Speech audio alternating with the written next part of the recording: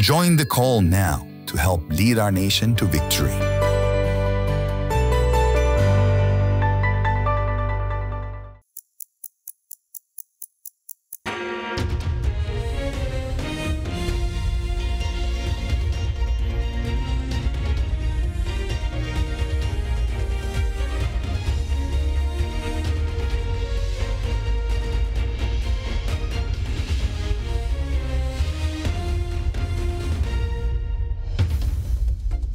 Tonight on First at 9, this Wednesday the 11th of September 2024.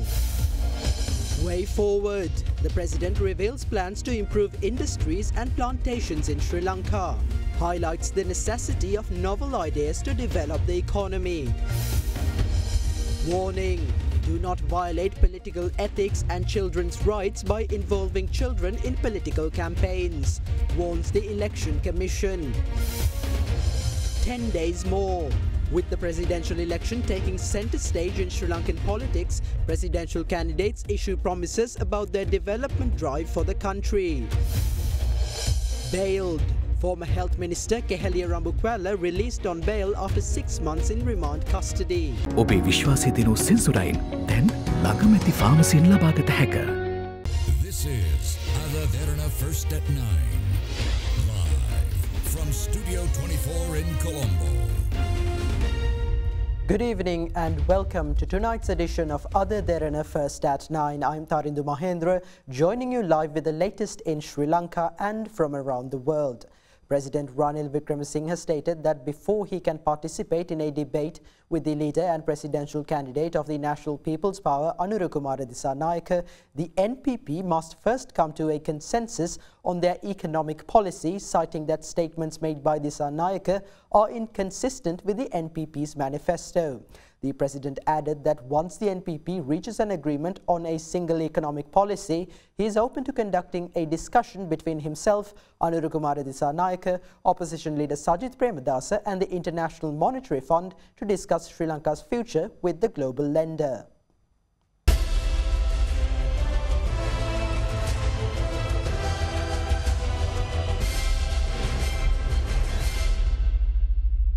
Independent presidential candidate President Ranil Wickremesinghe attended an intellectual and business forum held in Kurunegala yesterday.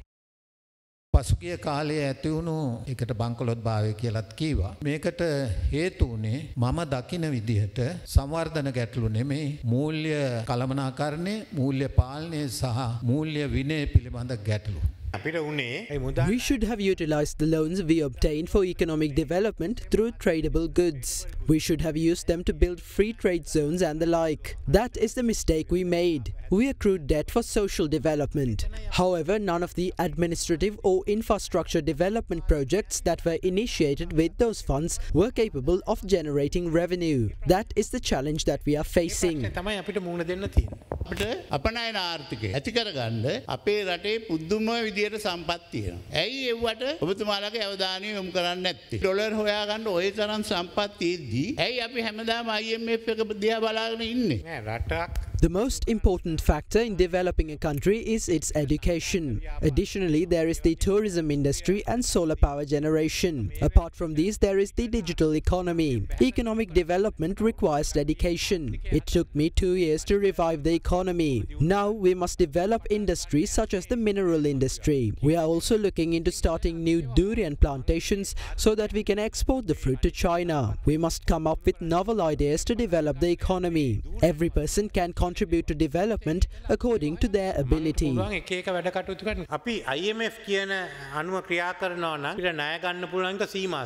If we are to adhere to the IMF program, we are limited in the amount of debt we can accrue. According to the figures of our government, the projected expenditure for the next year is 6.8 trillion rupees, while the revenue is 5.1 trillion rupees. This leaves us with a deficit of 1.7 trillion rupees. However, the NPP has proposed a budget that has a projected expenditure of 8.9 trillion rupees. Their projected revenue is only 4.9 trillion rupees, which means they will face a deficit of 4.03 trillion rupees. This deficit is 11.9% of the gross domestic product. What would happen if this budget proposal is implemented? First, the rupee would depreciate to 400 to 425 against the dollar. If the IMF then decides to withdraw its support, citing that we have violated the terms of our agreement with them, the rupee might even depreciate to 500 against the dollar. Anura Kumara Disanayake, the former agriculture minister, stated in Kalaniya that he is in favour of an export economy. However, the NPP manifesto states that they intend to abolish free trade agreements. How can an export economy function without free trade agreements? Sunil Handunethi and Harshana Surya Peruma filed petitions against the Economic Transformation Bill, claiming that an export economy was unconstitutional. A few days ago in Arnamaduwa, they invited me to a debate. How can I debate with them while they themselves have not made up their mind as to whether or not they are in favour of an export economy? First, I request former Agriculture Minister Anura Disanayake, Sunil Handunethi and Harshana Surya Peruma to debate among themselves and come to a consensus on whether they want an export or an import economy. After they have done that, as I have said previously, we can organise a discussion between Anura Disanayake, myself and the Managing Director of the IMF. We can even invite Sajith Premadasa. Horizon Campus 2024 Intake 2. Register now. කවුද ඔයා මෙච්චර ලස්සන්ට වෙනස් කළේ? වෙනස් මනුස්සෙක්. දිලිත් වෙනස් මනුස්සෙක්. රටක් වෙනස් කරන්නට තරුවෙන්. වැඩිම මනාපෙන් ජනතා තේරීම මෙවරත්. සුදේශී ඔරිජිනල් කුහුඹම තමයි. Opposition leader and presidential candidate of the Samagi Jana Sandhanaya, Sajith Premadasa, says an era of development will commence on the 21st of September following his election to the office of the President of Sri Lanka. Addressing a rally in the Kurunegala district, Premadasa reassured that his team is capable of reviving and rebuilding Sri Lanka. Opposition leader and presidential candidate of the Samagi Jana Sandhanaya, Sajith Premadasa, addressed a gathering organised by the members of the Buddhist clergy in Colombo. Religious institutions in both towns and villages have to be centres that provide smart education to students. We have to protect the temples in this country. By promoting solar energy, we expect to provide solutions to the electricity tariff issue in temples. We are dedicated to protecting the country's sovereignty and territorial integrity. While protecting the unity among religions and ethnicities and the Buddha Sasana, we aim to create an era where Buddhism will be uplifted in Sri Lanka. We will provide the appropriate status to other religions in order to ensure that unity is the most important strength in Sri Lanka.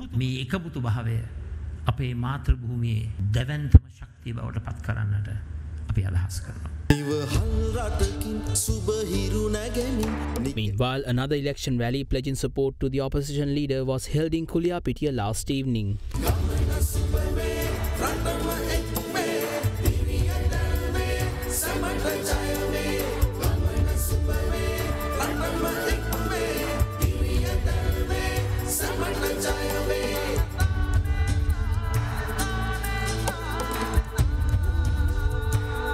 මම පැහැදිලිවම ඔබට කියන්න කැමතියි 21 වෙනිදාට මේ රටේ පොදු ජනතාව.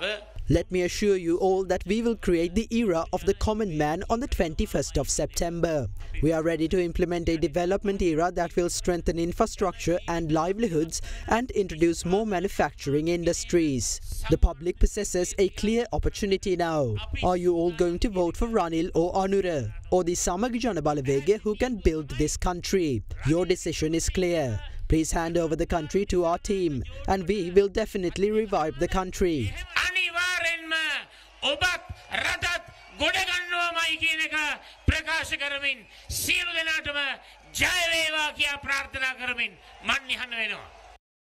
Meanwhile, leader and presidential candidate of the National People's Power, Anura Kumara Disanayake, says that his party is aiming to form the most powerful government in Sri Lanka's political history following his election to office on the 21st of September. Addressing a rally in Kurunegala, Disanayake emphasised that an NPP-led government will not breach the trust of the public. Another election rally in support of the leader and presidential candidate of the National People's Power, Anurukumara Dissanayaka, was held last evening at the Satyavadi ground in Kurunegala.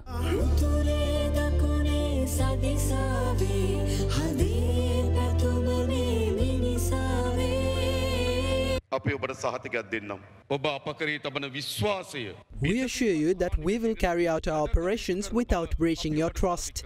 Our rivals are disturbed now. They did not expect something like this to happen. As usual, they thought that one of their parties would secure power when the other was defeated. They thought that they could easily be the successors when the government faced a crisis situation. However, that did not take place. Now they are surprised to see what is happening. No matter how many attempts they make, it is difficult for them to prevent the victory of the National People's Power. They say that a government led by the National People's Power would be unable to remain in power for 6 months. Earlier they said that the NPP would not be elected. Now they say that the NPP is unable to run the government if they are elected. Despite challenges, our campaign is strong. Do you think that we are making efforts to run a government only for 6 months? Never. Keep in mind that we will be forming the most powerful government in the country's history.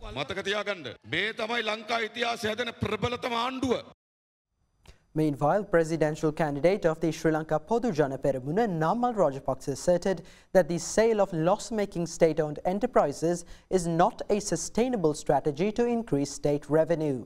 Rajapaksa assured that instead of selling loss-making SOEs, he will make them profitable once more by bringing in investment and instituting reforms if elected to the office of president. An election rally in support of the presidential candidate of the Sri Lanka Podu Jana Peramuna, Namal Rajapaksa, was held last evening in Hiriyala. A certain political party claimed that their supporters arriving from abroad for the elections were inconvenienced due to the long visa and passport queues. They don't have the right to vote in Sri Lankan elections if they require a visa to enter the country or if they do not possess a passport. These people are merely tourists. These politicians who are unable to even understand such simple matters are currently issuing multiple promises to the public. Other political parties issue even more promises in response to those promises. We will definitely simplify the tax framework of the country. We will raise state revenue without selling state assets. Under the governance of a government established by us, the people of this country will be prosperous. Meanwhile, SLPP presidential candidate Namal Rajapaksa attended another election rally held in Attanagalla this evening. Some of our members abandoned the party to acquire personal benefits and ministerial portfolios. However, we do not value such benefits or positions. The ministerial portfolios of myself and Indika Anuruddha have been removed. We will definitely defeat Ranil Wickremesinghe in the upcoming election.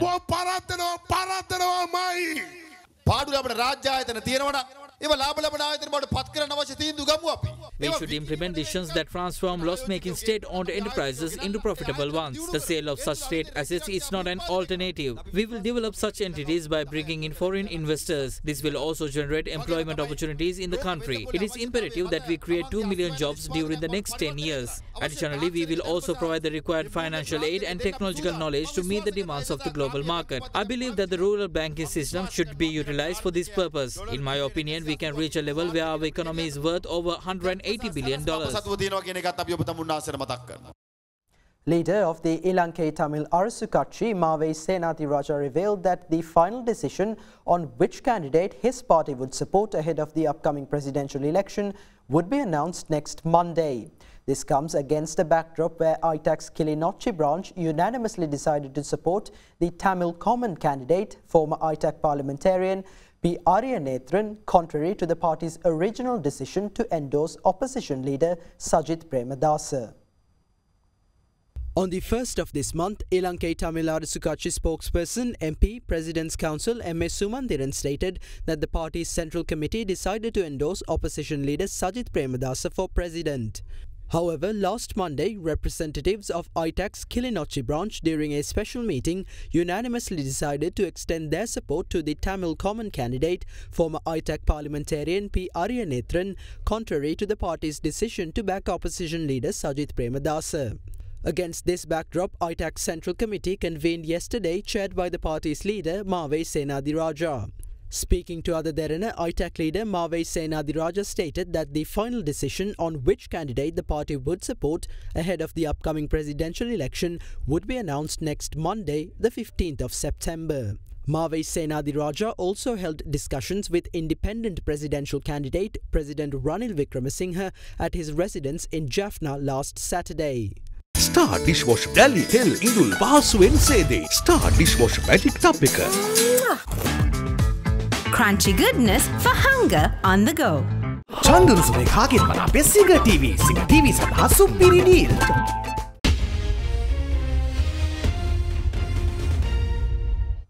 Welcome back. Now, Sarva Janabale presidential candidate Dilith Jayavira is of the view that Sri Lankan trade unions have become an extortion movement while claiming to fight for employees' rights. Jayavira also remarked that crowds at election rallies do not necessarily reflect voter bases and added that surveys indicate different results may emerge on election day. Presidential candidate of the Sarva Janabale, Dilith Jayavira, met with several members of the Communist Party of Sri Lanka today at the Sarva Janabale headquarters.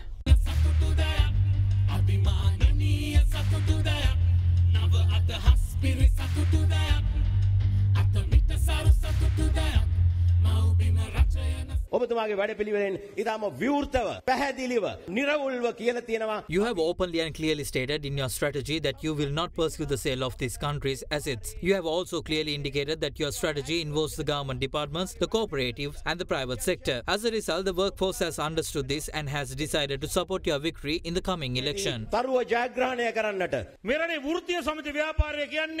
The trade union movement in this country was once a pure movement, but that purity was betrayed by the JVP. It has now become an extortion movement. In the private sector, it has become a movement that makes deals with business owners while claiming to fight for employees' rights. If this movement is being used to exploit the deserved incentives of hard-working laborers, those departments or entities will be cursed. We stand for the real rights of the workforce of this country. Meanwhile, the appointment of several constituency meeting organisers of Sarva Janabale was held this morning. We are in the final stages of the presidential election, an election that many hoped would bring change to Sri Lanka. We have tried to communicate our message effectively while adhering to the spending limitations set by the Election Commission. Therefore, we do not engage in traditional campaigning, such as bringing in crowds on buses to create a spectacle for the media. If anyone believes that all those attending these rallies will vote for these parties, they are mistaken, as many of these attendees are entrepreneurs who stand to gain from their participation in such rallies. Therefore, I urge people not to base their decisions solely on the trends they see. The final results of surveys are now being released, and it appears that this time people will vote thoughtfully and carefully. The Election Commission urged political parties not to utilize children in their campaigns for the upcoming presidential election. The election regulatory body highlighted that this not only violates the ethical code of politics, but also the rights of the children. Meanwhile, the 2 additional days of postal voting reserved for public sector employees who were unable to cast their votes on the initial dates commenced today. Postal voting for the 2024 presidential election commenced on the 4th of September and continued for 2 more days on the 5th and 6th of September. The Election Commission declared that registered postal voters who were unable to cast their votes on the 3 initial dates can cast their postal ballots today and tomorrow. Accordingly, state sector employees arrived at district election offices of the districts in which their workplace is located to cast their postal ballots today. We request the postal voters to cast their votes during these 2 days. They will not be given another chance to cast their votes again. Meanwhile, Save the Children National Movement filed a complaint before the Election Commission today against the utilisation of children in various election-related activities. Children have been used for the campaigns of certain political parties. That is completely unacceptable. A complaint has been filed at the National Child Protection Authority, but no action has been taken against this situation. As a result, we filed a complaint before the Election Commission today, requesting that the election regulatory body take necessary measures. Speaking further in this regard, election observers requested political parties and independent groups to refrain from using children in their campaigns for the upcoming presidential election. In accordance with the Convention on the Rights of the Child, we are obligated to act in a manner that does not endanger children. We noted that the children have been used for various activities in election campaigns. Political parties should not let this happen, as the children are completely unaware of what they are doing. It is crucial that political parties adhere to a code of ethics when running for office. Using children to promote the campaigns of political parties during the election period completely violates this ethical code. Accordingly, political parties are requested not to use children in their campaigns. It not only violates the ethical code of politics but also violates the rights of the children. මේ සම්බන්ධයෙන් වෙනම පත් කරන අධිකාරියක් තියෙන ළමා ආරක්ෂක අධිකාරිය. ඔවුන්ගේ වගකීමක් තමයි මේ වෙලාවේ මේ සම්බන්ධයෙන් මැදිහත් වෙලා ඒ කටයුතු කරන එක. ඒක මැතින කමින් සභාව අමුතුවෙන් ඔවුන්ට පෙන්වා දෙතු කාරණාවක් නෙවෙයි. Former Health Minister Kehelia Rambukwala, who was arrested and remanded over his alleged involvement in the importation of substandard human immunoglobulin vials, was released on bail by the Maligakanda Magistrates Court. Rambukwala was released on 2 personal bails of 5 million rupees each and a cash bond of 100,000 rupees. 2 others accused in the case, former Deputy Director of the Health Ministry Ratnakumara Herath and the former Chief Executive Officer of the National Medicines Regulatory Authority Dr. Vijit Gunasekara, were also released on bail today. On the 2nd of February, former Minister of Health Kehelia Rambukwala was arrested by the Criminal Investigation Department over his alleged involvement in the controversial procurement of substandard human immunoglobulin vials. Later, he was named the 8th suspect in the case filed over this matter before the Maligakanda Magistrates Court. During previous court proceedings that were held following the arrest of the former minister, Maligakanda Magistrate Lochani Abe Vikrama denied bail, ordering him to be held under remand custody. The most recent order was issued on the 29th of August, under which the magistrate ordered Rambukwala to be remanded until today. When the case was taken up for hearing today, the Maligakanda magistrate examined a report that was submitted on the health of the former minister. The report stated that he has to be subjected to a kidney examination due to him suffering from diabetes. The report further stated that the risk of a heart attack to the former minister within the next 10 years is 53%. Taking the former minister's health condition into account, his attorneys requested that the magistrate grant bail for their client. However, objecting to the bail request, Deputy Solicitor General Lakmini Girihagama said that the reports presented to the court were obtained during the years 2006 and 2007. She requested the magistrate issue an order calling the respective authorities to admit the accused to the National Hospital in Colombo or the National Institute of Mental Health under judicial supervision to obtain mental and cardiac treatment. Rejecting the request, the Maligakanda magistrate said 6 months under remand custody has deteriorated Rambukwala's health, and thereby an order will be issued to grant bail to him by taking his medical condition into account. Rambukwala was released on 2 personal bails of 5 million rupees each and a cash bond of 100,000 rupees. The Maligakanda magistrate also imposed a foreign travel ban on the former minister and ordered him to hand over his passport. The 7th accused in the case, former Deputy Director of the Health Ministry Ratnakumara Herath, and the 12th accused, former Chief Executive Officer of the National Medicines Regulatory Authority Dr. Vijit Gunasekara, were also released on bail today. The Memory Walk, organised by the Lanka Alzheimer's Foundation, is scheduled for the 14th of September in parallel with the celebration of World Alzheimer's Month. The walk was first organised in 2003 to raise awareness about Alzheimer's disease. Alzheimer's is the most common form of dementia. It is a progressive condition that begins with mild memory loss and may eventually lead to an inability to carry on a conversation or respond to the environment. The disease affects parts of the brain that control thought, memory and language. The 5-kilometre memory walk will start from Cinnamon Grand Colombo at 8 a.m. on the 14th of September. Initially scheduled for World Alzheimer's Day on the 21st of September, the event has been rescheduled due to the presidential poll.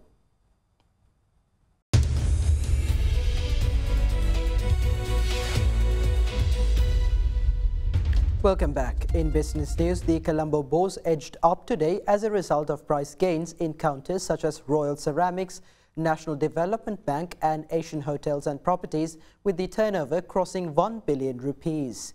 The CSE All Share Index settled 0.03% up at 10,574.82 points, snapping a 4-session losing streak. Trading volume on the index fell to 29.2 million shares from 31.4 million in the previous session.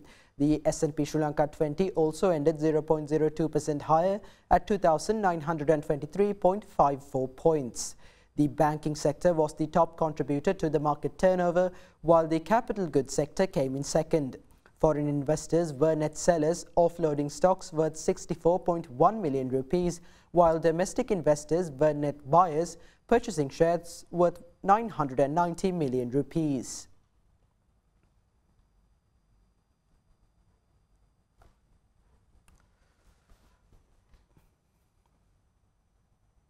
And up next, we have Minal Vikramage from Capital Alliance with some thoughts on the current status of the economy in our next segment, Economic Outlook.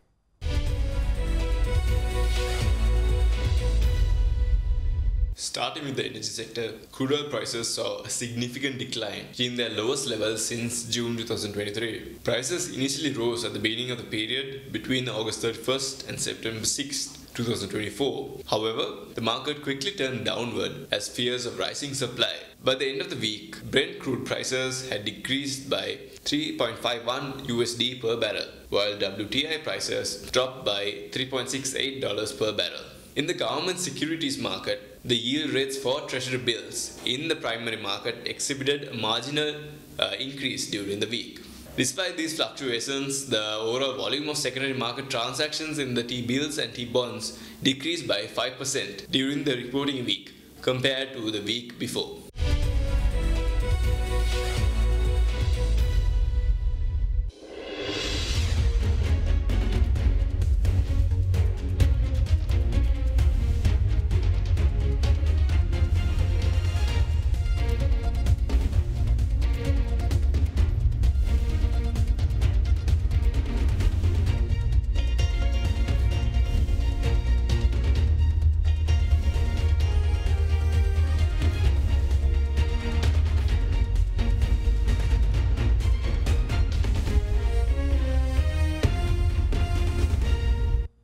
And with that, we wrap up tonight's news. Thank you for joining and have a good night.